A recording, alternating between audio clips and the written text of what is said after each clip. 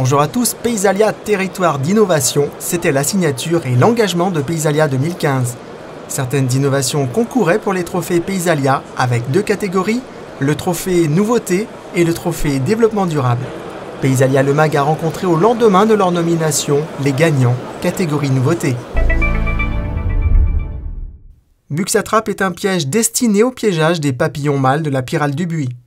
Innovation fonctionnelle très attendue sur le terrain, Buxatrap est proposé par Copert, leader du biocontrôle depuis presque 50 ans. C'est un piège qui est donc là pour la pyrale du buis.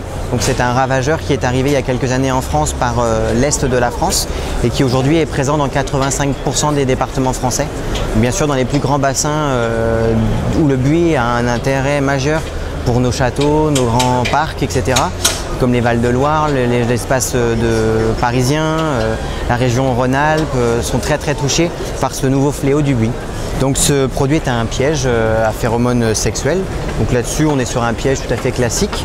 La grande nouveauté et la grande différence de ce piège, c'est qu'on est sur un piège, contrairement à tous les pièges aujourd'hui commercialisés, qui est sans eau. C'est-à-dire qu'on n'a pas besoin, normalement, dans des pièges de ce type-là, on met de l'eau avec un peu de savon de telle manière à garder, une fois que le papillon que l'on cherche à récupérer reste dans le piège. Dans ce cas de cette nouveauté, on n'a plus besoin de cette partie eau et savon. Et c'est une vraie avancée pour les métiers du paysage, car de cette manière-là, on se soustrait d'une grande partie de la maintenance. Donc derrière la maintenance, c'est de l'argent pour les personnes du paysage. On a un piège comme ça qui va fonctionner en autonomie complète pendant 2 mois, qui est la durée de la vie de la phéromone. Donc on a 2 emplacements de phéromones, donc un emplacement classique qui se trouve au niveau du chapeau et un autre qui se retrouve, quand je vous l'ouvre, dedans, à l'intérieur. Et c'est cet élément-là en fait, qui nous permet de se soustraire en fait, de cette partie eau et donc d'avoir ce piège qui fonctionnera en autonomie pendant les 2 mois de la mise en place. Donc ce projet a été donc primé à Paysalia donc en tant que nouveauté. Donc on a reçu le 2e prix, on en est très content. Et ça nous permettra, nous, de communiquer beaucoup mieux au niveau commercial sur ce projet, sur ce produit, auprès de nos futurs clients, nos réseaux de distribution et nos clients paysagistes, villes, etc. Le Buxatrap est commercialisé via un réseau de distribution pour les professionnels. Quant aux particuliers, ils retrouvent ce produit sous la marque Natria de Bayer Jardin dans tous les réseaux jardins spécialisés. À ce jour, plus de 4500 unités ont été commercialisées. Le premier banc en bois connecté autonome était l'une des innovations primées sur Paysalia 2015. Recharger son smartphone ou sa tablette en pleine rue, dans une gare, est désormais possible. Une innovation de Gaillard Rondino, société riche d'un savoir-faire de plus de 100 ans dans les produits et aménagements en bois pour l'extérieur. Donc ce banc est un banc connecté qui porte le nom de e-Armor, qui a reçu le trophée Paysalia hier. Ce banc a été dessiné par Jean-Sébastien Poncé, designer stéphanois. Il permet de recharger tablettes et iPhone sur la voie publique grâce à son panneau solaire qui fournit l'énergie nuit et jour nécessaire aux passants qui n'ont plus de batterie pour se reconnecter. C'est également le premier banc en bois connecté sur le marché français. Notre société travaille en circuit court et notre approvisionnement provient principalement des bois du Massif central. Ce banc est aujourd'hui commercialisé par une équipe de 15 personnes sur toute la France, présente auprès des collectivités, paysagistes et entreprises TP. À la fois bassin et potager, il est esthétique et pratique. Voici le bassin potager aquaponique. 1 mètre carré de potager, 1 mètre carré de bassin.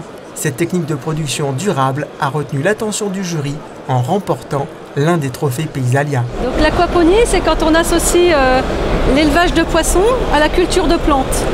Donc le principe, c'est qu'en fait, on nourrit ces poissons. Les poissons fertilisent l'eau avec leur déjection. Les bactéries les transforment en sels minéraux utilisables par les plantes, en nitrates notamment.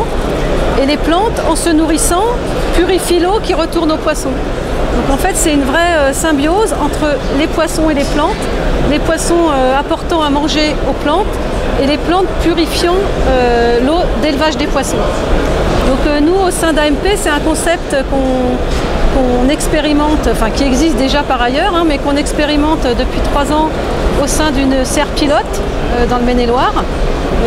Et puis donc en fait ce système ça sert à produire à la fois des poissons et des végétaux de façon en symbiose.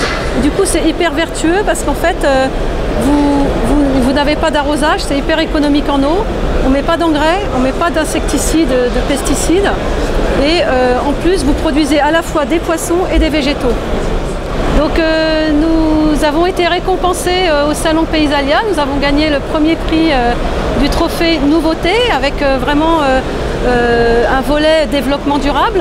Donc on est super contents et ce bassin potager en fait s'adresse aux particuliers mais aussi aux écoles parce qu'en fait il y a vraiment un côté ludique et pédagogique. Donc, pour l'instant il est distribué par la ferme aquacole d'Anjou qui héberge justement le site pilote d'AMP, donc c'est dans le Maine-et-Loire. Et puis via aussi les paysagistes qui on le propose parce qu'eux seront le mieux à même de le proposer dans leurs aménagements paysagers, dans les écoles ou ailleurs. Et donc voilà, c'est notre cible, c'est aussi les paysagistes. L'aquaponie serait-elle l'une des solutions pour nourrir la planète de demain?